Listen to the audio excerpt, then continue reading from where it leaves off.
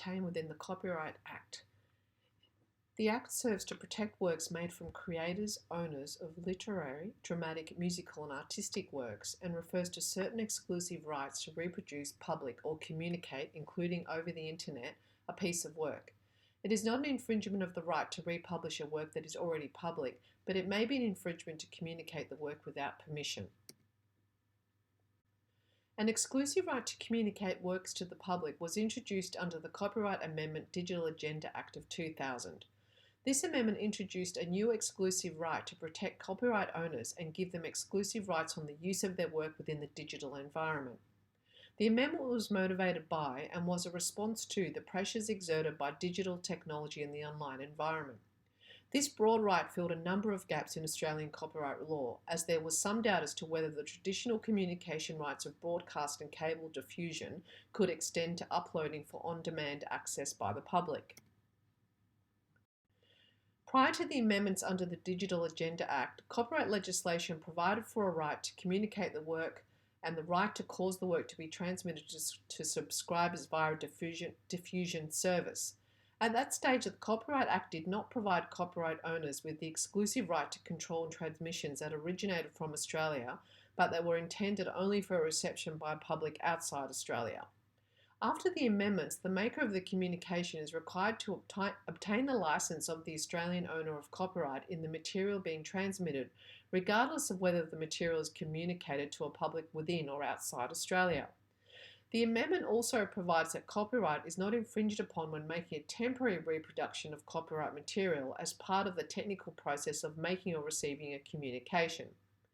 A communication other than a broadcast is taken to have been made by the person responsible for determining the content of the communication, and therefore means that communication carriers such as internet service providers will not infringe the new right of communication if they are not responsible for the content of the material communicated via their networks.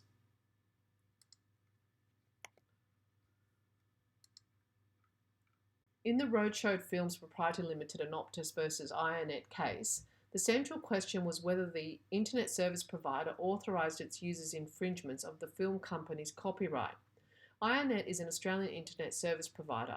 The Australian Federation Against Copyright Theft served it with notices which alleged that IronNet's customers were infringing the copyright of the major film studios by sharing and downloading films and TV shows via the BitTorrent peer-to-peer protocol.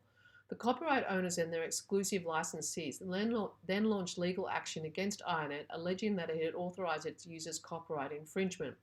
The court determined that IronNet did not infringe on copyright despite the effect of Section 112E of the Copyright Act, which provides that a person, including a carriage service provider, does not authorise copyright infringement in audio-visual terms merely because they provided the facilities used to infringe.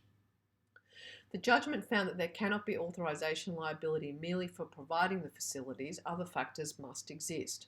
This case served to exclude internet service providers' liability for millions of acts of online piracy carried out routinely by Australians.